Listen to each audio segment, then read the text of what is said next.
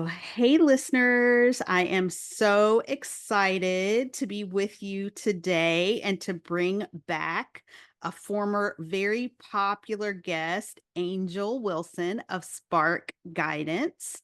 Um, I think when we interviewed before, I was not doing video. So, guys, you can now get to see her actual her as a person, not just her voice. And so I'm super excited about that as well. So, Angel, why don't you briefly, for people who may not have heard that episode, just kind of tell a little bit about yourself, and then we'll sort of hop right into today's topic. Sure. Like you said, my name is Angel Wilson. I hail from Florida, and the business that I started is called Spark Guidance, and it sprung from a gap that I saw as far as services went on the other side, not with like necessarily families. That's where I started, but I started noticing that a lot of families were constantly complaining about how, oh, my child keeps getting kicked out of daycare. The school doesn't know how to handle them, and I realized, oh, no one's really teaching the teachers, so to speak, on Mm, how to, work with autistic kids. Of course, like the ESC teachers may have an idea, but mainstream teachers, may be dealing with kids who are mainstreaming in or haven't been diagnosed yet. And they have, or daycare centers who are, just getting newly diagnosed kids, and they have no idea what to do in these mhm. situations or with these behaviors and so forth. So I kind of shifted gears in the business and started focusing on training providers. And now I have a regular contract with the Children's Services Council here in Palm Beach County, which is a pretty huge nonprofit here that kind of umbrellas a bunch of other child-centered nonprofits. I've done trainings for various nonprofits here and in other states. And I also have my own podcast, and we will be doing part two of this whole interview over there on my podcast. So you're going to get a little bit of both of us Yep. from this. And yeah, it's just I've loved the journey so far, and any chance I get to kind of, share information with parents and providers alike, I always jump on those opportunities. And we are so thankful for that. Your podcast that we did together remains one of my more popular ones. And so Mm, that's really sort of why I wanted to bring you back, because that resonated with people learning about ABA or hearing about ABA. And, we only sort of briefly talked about really what it was and on that podcast. So I wanted you to come back on so we can kind of delve more deeply into that and hopefully uh, help some people to learn and understand what ABA is. A little bit of a mhm, controversial topic, as we both know. However, I feel that it can be really helpful if as a tool if used correctly, and there's a lot of benefits to be had. So, Angel, why don't you sort of tell the listeners, those who may not be familiar, like what is ABA? What is it used for? Yeah, just let's start there. sure. So ABA, of course, stands for Applied Behavioral Analysis, and it is a approach and therapy that's used exactly what it seems like it sounds like. It's used for behavior modification. It has been used in the past for businesses. They've a lot of behavior techniques and behavior interventions are used, believe it or not, in marketing. A lot of research goes into behavior of consumers and how we consume and what brings us in and what doesn't. So if you really think about the business side and marketing, that's really, I think, where the field really kind of got started. It was, believe it or not, kind of more Wow. in marketing and so forth. Because again, all our shopping is all behaviors. Hmm. So however, like once autism started to really become a thing, those who looked at behavioralism as an actual science, because it is an actual science, it's a study of Hmm. behaviors, they began to realize that, hey, this can be utilized as a therapeutic intervention because we want to try to reduce some of these behaviors that we're seeing in this particular condition. Why don't we, switch gears and actually start looking into it as an actual, therapeutic intervention rather than just kind of being utilized to, on the fringes of psychology, so to speak. We had, of course, the BF Skinners and so forth, who kind of pioneered behavioralism, but it really didn't start become more, I think, mainstream and known until this whole idea of ABA appeared, and until they Mm, really started coming into the autism field in particular. I think originally it was aimed at just kind of the really extreme cases where there was really bad, serious cases of mhm, self-harm and injury mhm, to others and things like that. But as time has gone along, they have started to modify it. I think, thankfully, started to modify it mhm, more and more over the years, so that now it is kind of, they've made it more, I don't want to say palatable, but like, yeah, palatable for a variety of people on the mhm, spectrum to be able to address behavioral concerns. So now it's kind of at this point where they're starting to get kind of weave in more kind of naturalistic approaches, and they're slowly starting to kind of listen to, that controversial like side of it where a lot of autistic people did not, were completely just no to ABA. We mhm, can get into why that is later. mhm. But they're starting to now kind of listen a little bit, especially since now more autistic people are getting into the ABA field. So they are starting to influence kind of the trajectory of ABA and make it more friendly, and make it so that it does not diminish the self-identity of the person, but simply helps them kind of integrate better into society and be able to handle their behaviors and those stems and things a little bit better. Wow. So you like off the bat like taught me something. Like I had no idea that behavioral analysis started as a marketing tool. I mean, obviously you can see that and think about Hmm. like how a business or companies would use that to influence what we buy and how we interact with their product. I had that is fascinating to me. um and now or a couple of decades ago, we started to see how that could be used for behavior modifications to Hmm. help people with autism assimilate better into their environments. However, um, it has a sort of controversial, negative connotation to a lot of people because of the way that it was utilized, and like you were saying, it was, before it was seen as like you basically make the person a robot. You basically, and there's all this negative reinforcement, to stop behaviors, as opposed to using it as a tool to bring out what you want out of a person, and sort of help them to choose differently from the things you don't want. And so talk Yes. about that. Talk about the controversial nature, because of how ABA in the autism population started, and how that sort of evolved to now. Yeah. One of the most, even though behavioralism is often like associated with, say, Pavlov and Skinner, one of the Hmm. most controversial people in there, especially when it comes to ABA, is Levis, because this was the person who really kind of shaped it as, oh, we're helping these people who are not really humans become more human. Like that Hmm. was kind of his mentality. And Hmm. unfortunately, that kind of really, I mean, we still have the Levis Institute for like, ABA practitioners and so forth. So he was extremely influential, particularly with ABA.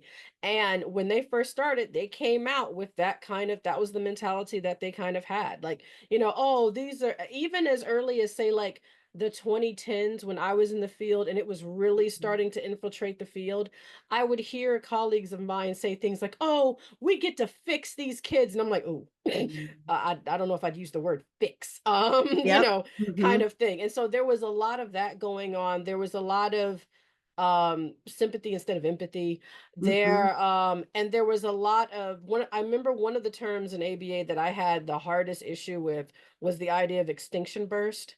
Mm. And if you've ever covered ABA, you'll hear or worked with ABA folks, you're going to hear this at some point. And it's basically the idea, the way I remember not knowing what it was. And I asked a supervisor who was a BCBA back then, what is that? And she literally said of hesitation, without hesitation, she was just like, "Oh, well, you know how sometimes you gotta break a horse in order to get them to behave? It's like doing Wow. that." And I was like, "What?"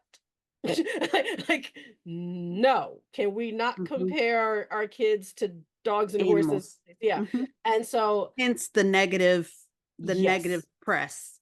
Yes, yes. And so Mhm. a lot of, especially like autistic adults now, they came up and were put under that scope of Mhm. ABA. And so of Mhm. course now as adults, they're like, nope, absolutely not, Mhm. And to be fair, I totally understand that. I get that. Yeah, oh my Like gosh.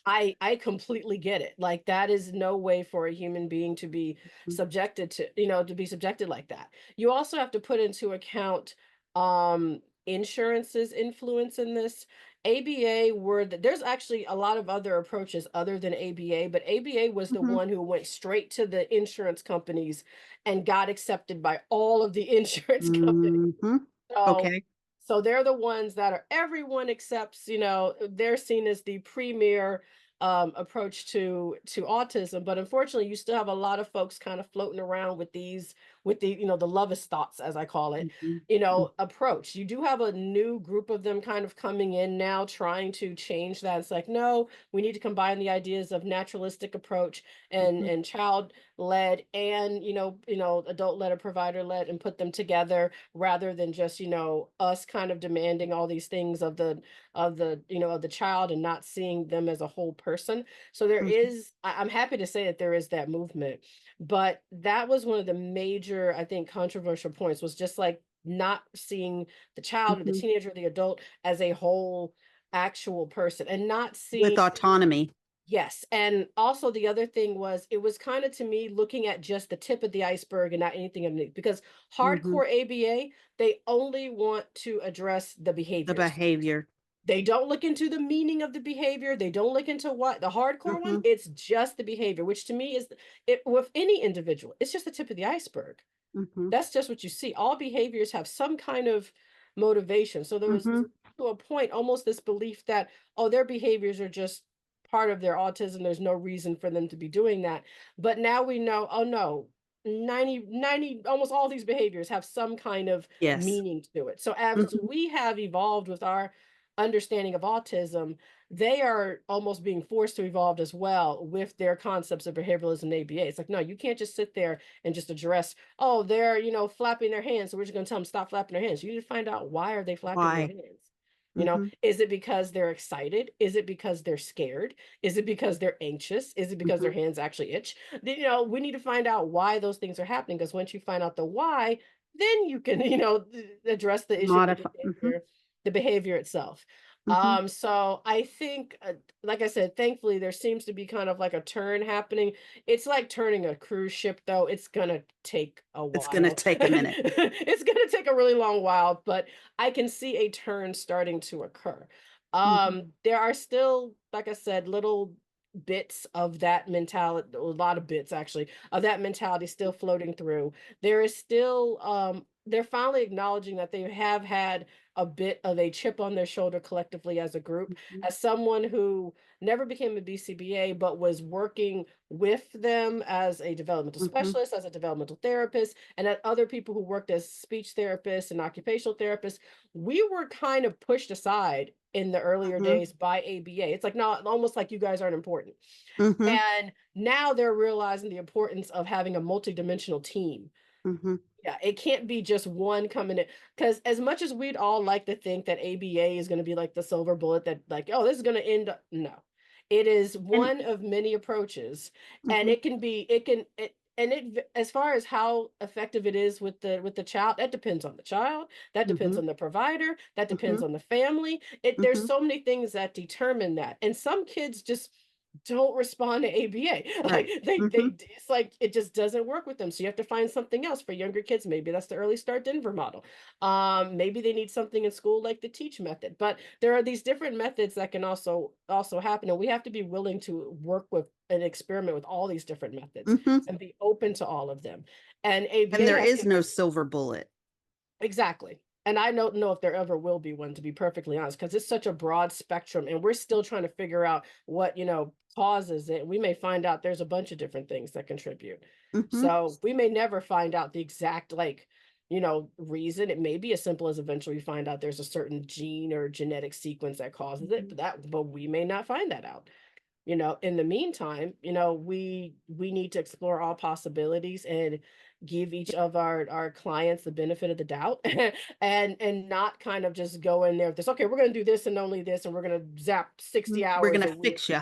Yeah, that Mhm. whole "we're gonna fix you" thing has to go. Like, that Mhm. that viewpoint, that underlining belief that they're broken Exactly. has to go. Yeah. Mhm. Mhm. And so, you work in this space a lot. You are in schools, you're in daycares, you're in businesses. You interact a lot with BCBAs and those RBTs techs and also. art. Yeah, Uh, all of every possible position or level of the behavior analyst. mm, What are you noticing more now as far as their approach? Has it changed? Because from what I'm seeing and what I'm hearing, and the when I interact with families that have BCBAs or they have a behavior analysis plan, it doesn't seem to be as punitive, as negative. Like um it seems like you're saying, like you were saying, like they're loosening up on that strict, we have to fix you, you're a problem, we need to make it so that you're quiet in this environment, we don't need to know why you're doing what you do, mm. you have no reason why you're doing what you do, we just want you to just fit in the Right. box. Right, right. Yeah, I definitely seen evidence that, like I said, that ship is turning around a little bit, or at least going on a different path. One great example is I'm not seeing as much of the use of what's known as discrete trials, which is basically they just sit, it's like the child and the provider, and it's just do this, do this. Okay, great, you get an M&M. Okay, do it again. Okay, great, you get an Mm, M&M. Like that, that whole thing of just sitting in a sterile environment and just mm. that used to be kind of like a centerpiece of ABA way back in the beginning. Like, that Wow. was part of it. And I really don't see that much anymore. I Okay. see it occasionally, and if they do it, it's in a more natural environment. They're no longer doing it in like a sterile room with all white walls and Mhm, so forth. So mhm. I'm noticing a lot more play being introduced into ABA. Okay. Not that it Mhm, wasn't there before, but it's mhm, really getting put in there now because the realization that, hey, kids learn through play. mhm, That's been, we've proven that time and time again, to the point that the United Nations considers play to be a human right. mhm, So little ones especially learn through play. So I will say that I have noticed the ABA is starting to adapt that more and be like, you know what? We need to actually get in there and learn about, the kiddos, the teens, the adults we're working with. mhm, What are the mhm, things that they're interested in? How can we get into more of getting into their world instead of trying to just yank them into ours? mhm, It's mhm, like, with especially little ones on the spectrum, you have to enter their world first. That's how they build trust with you. And if they don't mhm, have that trust and rapport with you, it doesn't matter how many years you've been a professional, like a BCBA mhm, or a PhD or whatever. It doesn't matter. You're not going to get anywhere with that child because you have not built that rapport and that trust. mhm, And to do mhm, that, you have to enter their world. And I think ABA is starting to learn, okay, we're going to have to actually go in there and really connect with them on a human level. This mhm, isn't just about going in. Oh, I've had people in the past that they say, oh yeah, we can go in there day one and just start working on it. No, no. You have to build rapport. You are a new person mhm, coming in to an environment with another person who does not usually like change and does not know you from the man in the moon. I don't know why you think you're going to get anything done, anything not substantial. gonna happen. Yeah. Mhm, So I will say I'm happy to see more of that happening. I think as far as what they need to continue to work on is kind of I don't want to call it a superiority complex because I can't speak for the entire I can't speak on like Mhm. the entire Right. Mhm. thing. I can only speak on what I have seen. There is still this undercurrent of we are better than the other approaches. Mm. There's still kind of this undercurrent of that. And I'm not saying everyone has that, but I've just picked up on it. And just this feeling like, oh, we're the only ones that can kind of fix it. I still see that, fix it. I still see that kind of floating around more than I would like. But Mhm. I know that all of this takes time. It's like, Mhm. again, to turn a Mhm. cruise ship, it takes more than like 2 seconds Mhm. to Mhm. turn it. You're talking about an entire like revamping of an approach, Mhm. A essentially. whole modality. Yeah. Mhm. So that's going to Mhm. take time, and I think as long as there are other colleagues to kind of like address and be like, "Hey, maybe you should try this instead of that." Mhm. Just to see, Just try. just Mhm. see if it works. But I think as they kind of open up to, and they're starting to open up more to really that, like I said, that multiple communal kind of more approach. Mhm. As they do that, I think that steering and that turnaround is going to continue to happen. So I'm optimistic about what I'm seeing. I know there's still a lot of work to be done. No Mhm. approach is perfect, but I think that as they make that turn, it's like the ones who want to adapt will stay on board. The ones who were in there for the wrong reasons, they'll naturally kind of fall Mhm. off. Fall And away. Mhm. yeah. Mhm. That brings me to the next thing that I want to talk about. And you've been Mhm. saying this multidisciplinary approach. And so, say that, yeah, ABA has a role, speech therapy, occupational therapy, sort of talk about like how you find the environment when, say, you have a client, and they have all of these different services in place. What is usually the dynamic? How does that work? And how can a parent or a caregiver sort of navigate the different, you know, Mm, uh, team members? right. I know that when it's kind of like, at least I can speak for here in the state of Florida. Well, all the states have like an under three program. Here it's called Hmm. early steps. It's called different things in different states. It's a lot easier when it's the under three because usually there's someone who's kind of like the point person. There's either a Hmm. case coordinator or what I formerly did, I was a developmental specialist and I was kind of seen as the point person. I was the one who would, once they came under early steps, I was the one who would recommend if we need to bring on more, providers, speech Hmm. therapy, occupational therapy, ABA, whatever. And then me and the caseworker basically work together to kind of organize all of that. It gets a lot harder because then it falls on the parents once they, get out of that Yeah. age group. And so one thing that I always would tell parents and is that, once your child gets out of here, and especially once they get into the school system, you are gonna have to start to become super organized. Hmm. Like, if you weren't Hmm. organized before, this is gonna force you to be super organized because Hmm. you are now going to be the point person for these different services. So you may decide to be the one that calls different meetings together, maybe on a monthly, bi-monthly, quarterly basis so that everybody can touch bases. You may be the one to say, "Hey, let's get permission for everyone to communicate with each other." Hmm. So that we can kind of, Hmm. bounce off. I've had to do that a couple times where it was like, "Hey, let's get the notices and the consent forms for all the different agencies so everybody can cross pollinate and communicate with Hmm. each other." Because it's really difficult to move forward with a child, teen, or even an adult if you got, one person over here doing this and then you have someone else over here doing something completely counter to that over here because no one is talking. So Hmm. I tell parents often, I said, you are often going to be the person in the middle, the main part that has all these spokes coming out from you. You're the common denominator. Mhm, So mhm, you're going to have to be the one to communicate to everyone and say, hey, such and such is going to be doing this.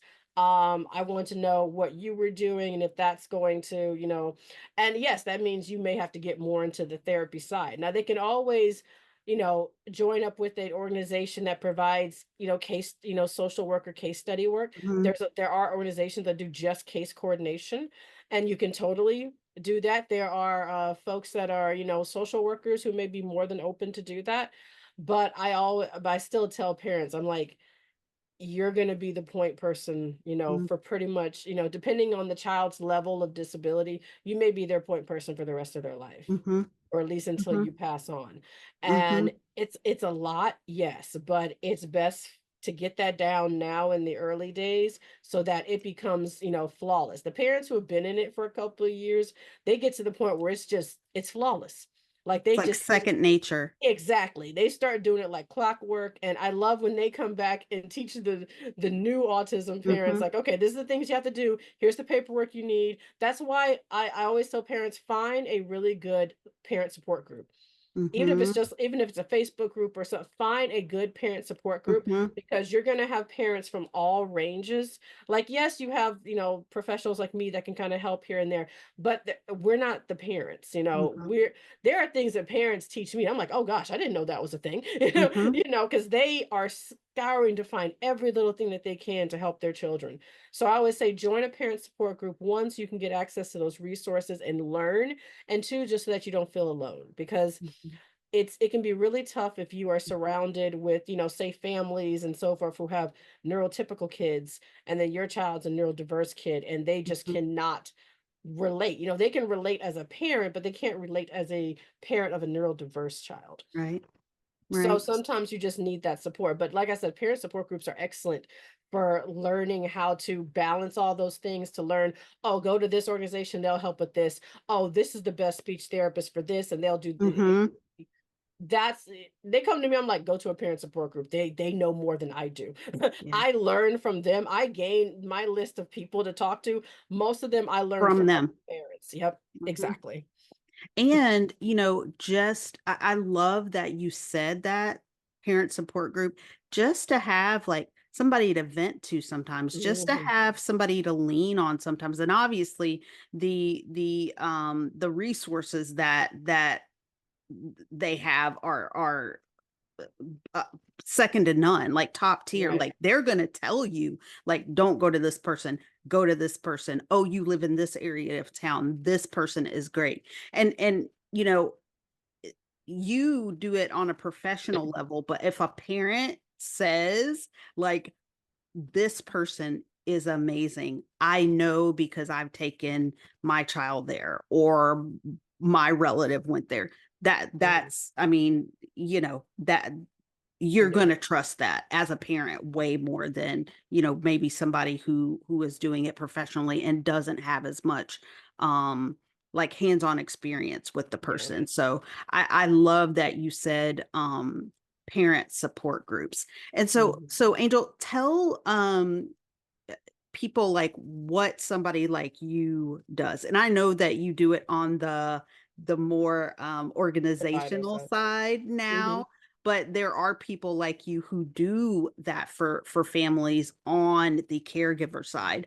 So like what do you recommend to somebody who does, like, so now my child has aged out, or we didn't get into early childhood programs before, Mhm. they went to school age. So I am left with being the point person, being the person that has to collect all these resources. How does somebody like you help them, and how can they find somebody like you to help them?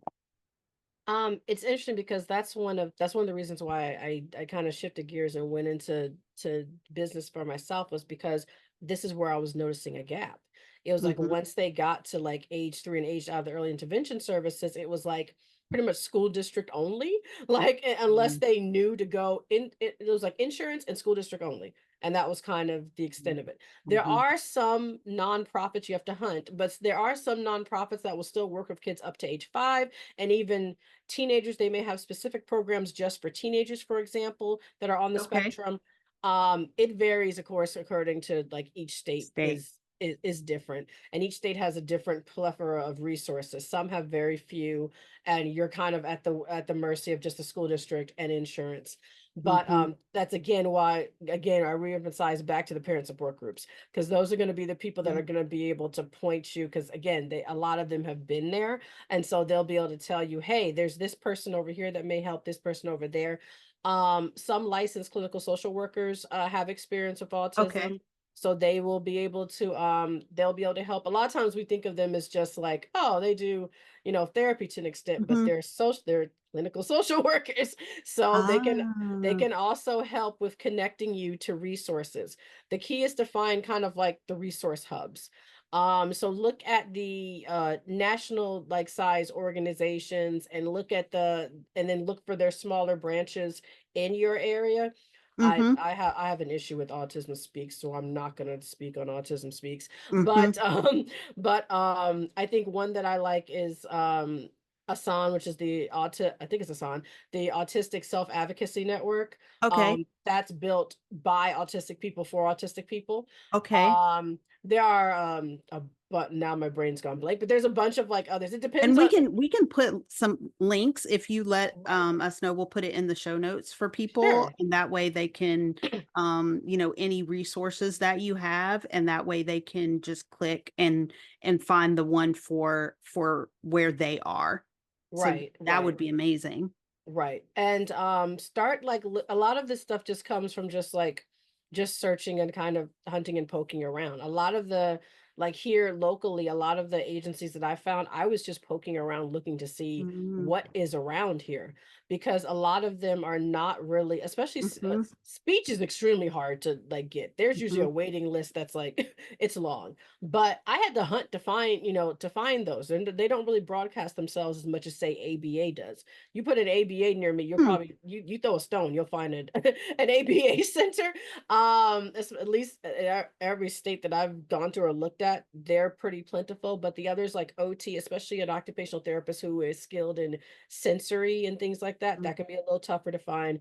And speech therapists are often really, kind of backed up. So mhm, it's really important to kind of like hunt and look and see what is around you and be open. One of the I know during the pandemic, a lot of stuff had to go to Zoom, to Teams, mhm, online kind of things. And some of those approaches work okay with that, some don't. Just because you're working with younger kids. Older kids seem to do okay with the screen. So mhm, you may have to find somebody who's not in your area or not in your state, and you do, video, kind of like mhm, calls with them. That may happen too, because unfortunately, not every state has as many resources as others. mhm, So I think it's also important to look and find folks that are if it's insurance covered within your insurance and people that are, oh, we cover this state, and so on. It's a lot of research. The good thing is once yeah, you've kind of done that really big research dig, it gets a lot easier because now you have starting points. mhm, And like I said, being connected to people who've already been there, that'll help a lot because they'll be like, oh, check out this person. Oh, that one kind of fell through, that one doesn't have availability. Try this agency over here. mhm, You know, both me and the parents that I used to work with, we now have like a number of different folks in our area that we're like, "Oh, check with this one. Oh, that you one have, is like, a cool." list. Yeah, yeah, more or less of different services, and it's because the parents were telling me things. Oh, do you know this person does horseback riding out in Wellington? I was like, oh, and it's for autistic kids. I was like, oh, I didn't know about that. Add it to the list.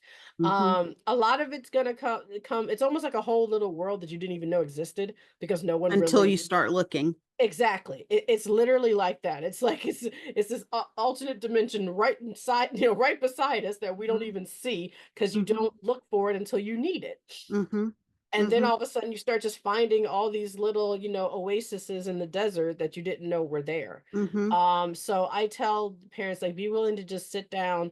Maybe if you just take a weekend and just start researching and searching, speech language pathologist in my area, occupational that's therapist in really my good. area, ABA centers in my area, developmental therapist in my area, um, autism specialist in my area. Mhm, Just going and just like searching and seeing who comes up. Because again, a lot of times, we just don't realize that they're there because we've never needed them. mhm. Yeah. That's really good. And guys, like she keeps saying, parent support groups, Yes. parent support groups, parent support groups, because you can save yourself a lot of struggle and strife. There are people in those groups who've been through the struggle and the strife and who are Mhm. more than willing to help you out. And so, and just it's a support group. It's not just for Mhm. information, it's also for you to find your community, Exactly. find a place where people get you, and they get your child or your children, and Mhm. they understand. And so I love that, Angel. And you can find support groups on Facebook, Instagram, any Mhm. social platform. You can Google them, you know, WhatsApp. WhatsApp, WhatsApp. they Mhm. create group chats on there. Yep. Yep. So I love that you are bringing that up, because it's sometimes it's not about the resources. Like, we can all Mhm. find resources, but it's about the community. Mhm. And these communities are real, most of the time, really accepting and welcoming. And it's just great for mental health Right. of the caregiver as well. Yeah, And and so providers, I will oh, say go ahead. for providers, go on LinkedIn and just look for like hashtag That's good autism, too. hashtag info, because on the provider side, we need support too. Because sometimes That's good too. you may not have someone like me in the immediate vicinity. Mhm, So mhm, so going and getting into that world, that's where I find out a lot about what's going on with the mhm, ABA and with the mhm, autism world in general. It's from all these people from all over the world that I'm now connected with on LinkedIn. Because mhm. believe it or not, a lot of other countries are way ahead of us in services and what they Yep. provide, especially for adults. And I'm getting ideas from watching what they're doing Wow. and how they're moving forward. And I'm just like, okay, that's where we need to go, kind of idea. So for the providers, go on LinkedIn and find all of us, find us on there, Yep. find those of us that are in that field. If you have questions as well, people pop up with the questions all the time, and all these experts will Mhm, come in, people who are specialized in law. Parents too can do this. People that are specialized in mhm, like, disability law and like, mhm. getting services, they will all come and jump in and help out. Wow, that's so good too, Angel. That's why I love having you on. Because I wouldn't have thought about that. I mean, I'm on LinkedIn. You can, Yeah, you can both of us find, are. yeah, Yeah. yeah. And so I didn't, but that, for the provider side, for the, you're looking for resources for yourself, for your patients, your clients. You want to be in community, like you said, of people that this is what we do. This is the Mhm, fight we fight.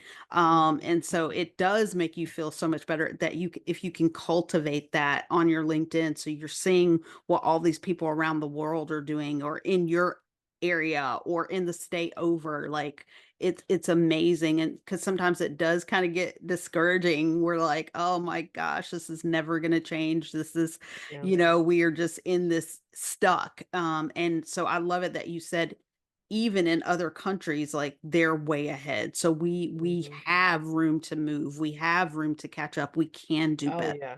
Oh, yeah. And so yeah, that's amazing, Angel. I love that. LinkedIn, probably, people, I don't condone Reddit, but you can go under Mhm, Reddit. You can go, there's places that, that you can go, that you can mhm. find a community, that you can find answers to the questions that you have for yourself, for your family member, for your patient, what whoever you need. So that's really good. And I think, because of Zoom, it opened up, or because of COVID, it opened up that we know that we have the ability to connect through a screen. It's not Mhm. ideal all the time, but if that's what you got, that's what you got. And Right. so yeah, that's really, really, really good. Good Mm, stuff.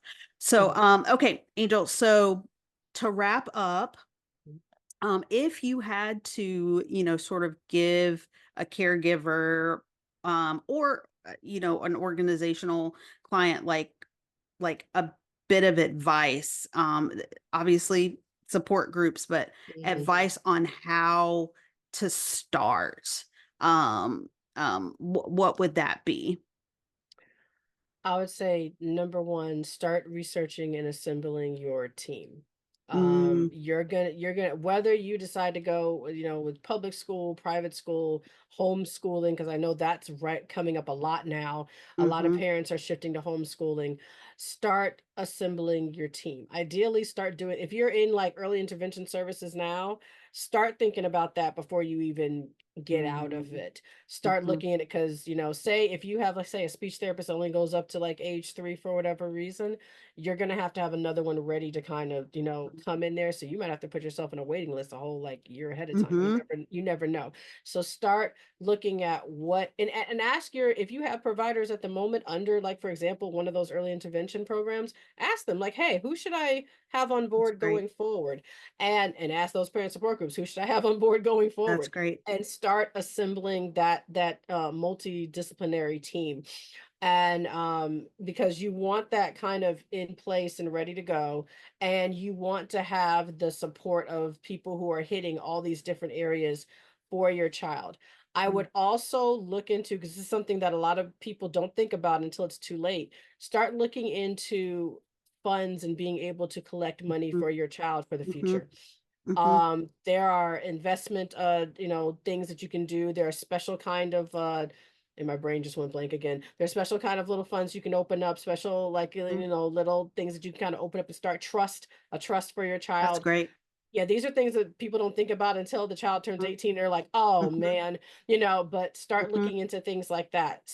It's never too late to start thinking of, future planning, mhm. especially once they hit 18, because unfortunately there are not nowhere near as many services once they turn No. 18. Mhm. So start planning that now if you And can. insurance doesn't cover a lot of stuff after 18. Exactly. So if you can start putting a little bit away, for that, start doing that. You could Mhm. start as simple as, like, for example, I use, like, the app Acorns, Uh-huh. just to kind of put in, like, Mhm, they now have options to start putting away for your kids. mhm. You could That's just great. be doing like a couple of dollars a week. Mhm. You could switch out, one day of a coffee from Starbucks for, That's great. put that to your child. And that little bit adds up, especially since it's, Mhm, it's an investment. So start looking at the future now, especially if you have a child that has a lot of different needs, who mhm. is going to definitely need around the clock care. Start saving for that now. That's really Absolutely. Yeah, I've heard too many parents who regret mhm. not starting that journey when the child was much, much younger. Mhm. She said, "Start." I love that what you just said. "Start looking at the future Mhm. now, because the Yes. future's coming." Yes. So, like, that is so good, and that goes for planning, like, okay, like, your child's, multidisciplinary team to help maximize their potential and their strengths to get them through Mhm. school. That comes with, like Angel was saying, like, financially providing for them if you know that that's going to be an issue in the future, if they're have significant support needs and maybe they're not going to be Mhm. able to work a job outside of the home. And so that Yeah. the team is super important, and planning for every eventuality that you can control. So Yeah. that's really, really good, Yeah, really good, and Angel. plan for, like, fun stuff too, just because you Uh-huh. have an autistic child does not mean you can't do anything. There are autism-friendly cruises. There are autis Oh. I know here in Florida, Legoland is, like, the first theme park that's been, certified autism-friendly. There are Mhm. autism-friendly and autism services in all of the major theme parks. There you can still go, and a lot of people think, "Oh, we're That's not gonna be able great. to do this." No, it just takes proper planning. It takes proper Yeah. planning and having the right tools in place, and, maybe you need to carry a sensory bag with you into Mhm. in there so that they have some headphones when it gets too loud. But you Mhm. can still have fun with your kids. They're still kids, Yep. you can still have fun and do all these different things. You just now are looking for the autism friendly things, and they're out there. They're definitely out there. Oh, I love that. Like, Mhm. it's not all doom and gloom. It's not all, Exactly. or even it's not even mostly doom, doom and gloom. Like, Right. and so just the planning takes you do that on the front end so you can have as much fun as you can, and you can not only survive, and you can thrive with your child and help them to thrive and help them to just enjoy every bit of Yeah. life. And so it's we're big on planning so that the pressure is off so that you can enjoy your child or your Yeah. loved one. So Yeah. that's an amazing way to end. Angel, Yeah. I can't think of a better way. So thank you so much for coming Mhm. on. As always, like, your information is just invaluable. You taught me so much. I've got now I've got all this information in my mind that I need to go look up as well, so I can help my clients better. So thank you so much, and Oh, no problem. I can't wait to have you on again. Oh, for sure, for sure. And you're gonna be Thanks, on mine Angel. next. Yep. Yep. Bye. Bye.